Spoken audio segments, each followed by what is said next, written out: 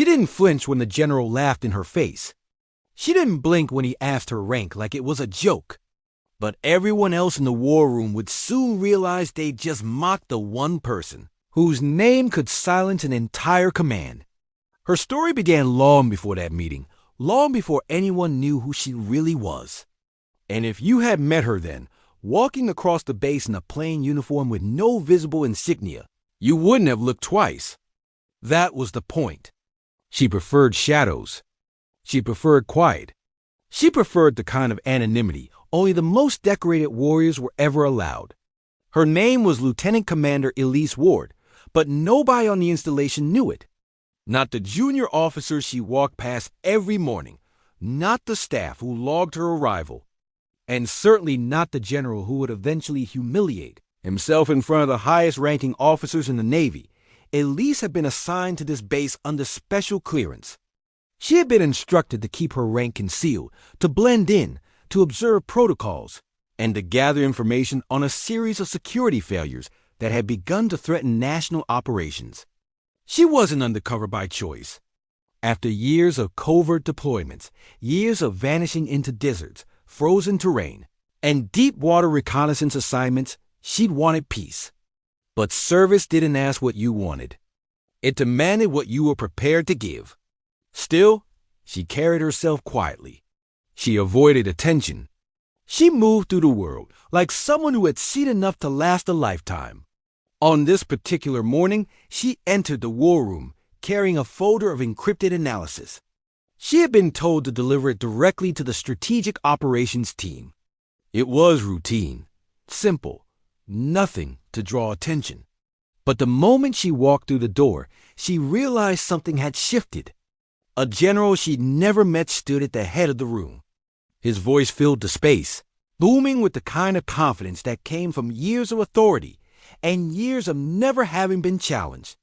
He was known for his strictness, his intolerance for mistakes, and his particular dislike of officers who didn't announce themselves loudly enough.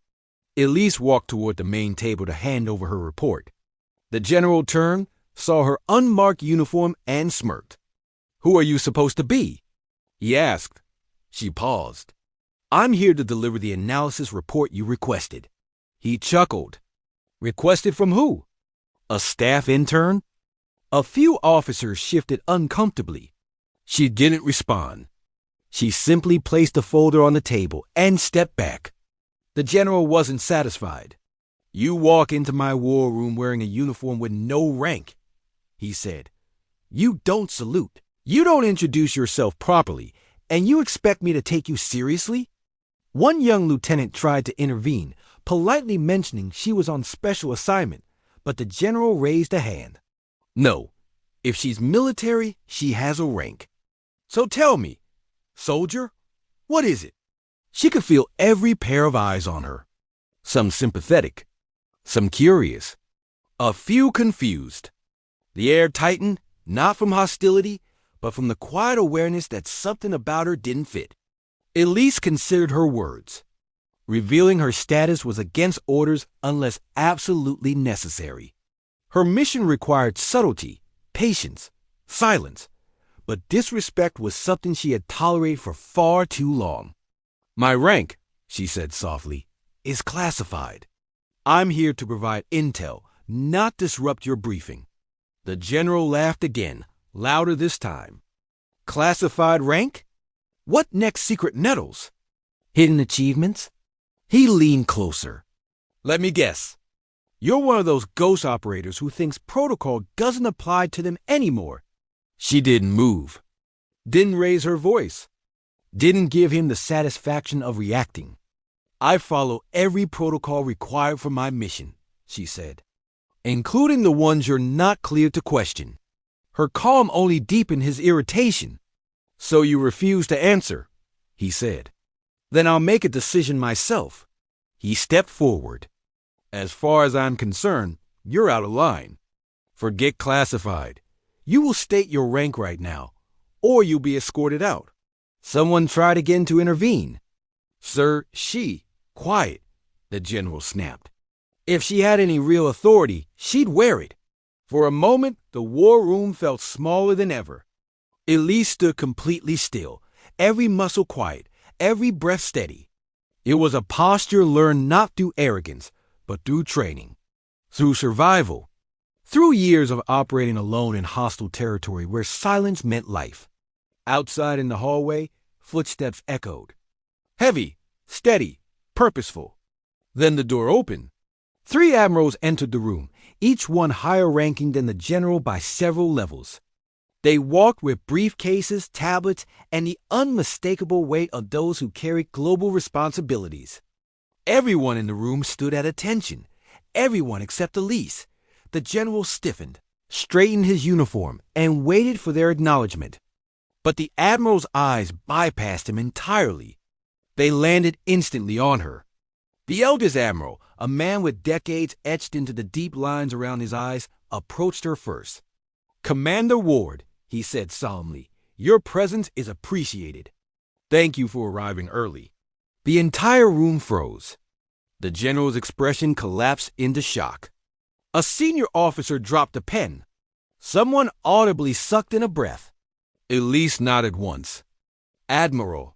And then something happened no one in that room would forget. Every admiral present, the highest-ranking officials in the Navy's operational command, raised their hands and saluted her. Some salutes were crisp.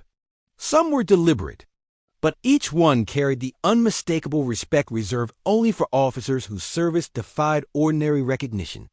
The general stood motionless, the blood draining from his face. The eldest admiral turned to him. "General Mason," he said, "I trust you were briefed on our guest." There was no way for him to answer honestly without admitting fault. He opened his mouth, but nothing came out. Another admiral stepped forward. "Commander Ward is here under direct authorization from the Office of Naval Intelligence. She holds a rank above the standard hierarchy during the duration of her assignment. She outranks every officer in this room, including you." A silence fell over the space, one heavy enough to feel like gravity itself. Elise finally spoke. "I'm not here to outrank anyone," she said. "I'm here to repair the security breach threatening your operations. That's all." The eldest admiral nodded. "And you've already made more progress in 2 days than this installation has made in 2 months." The general swallowed hard. "I wasn't aware." Elise looked at him gently, not with triumph, not with resentment, but with the kind of understanding only those who had endured much could offer. "Respect," she said quietly, "isn't about who wears what on their collar. It's about recognizing value before the world forces you to."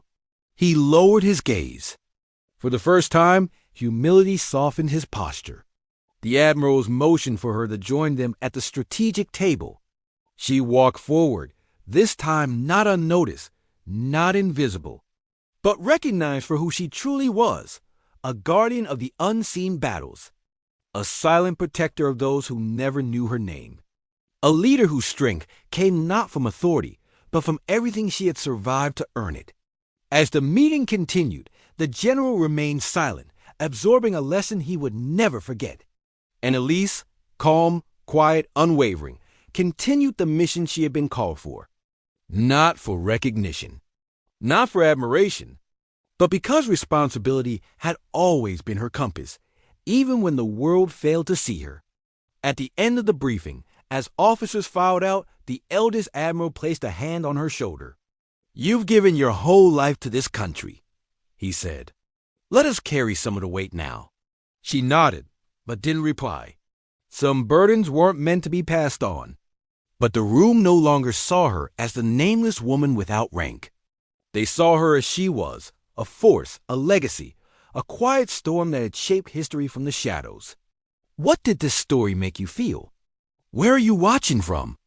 Subscribe to Soul Relief Stories for more real stories that heal the heart.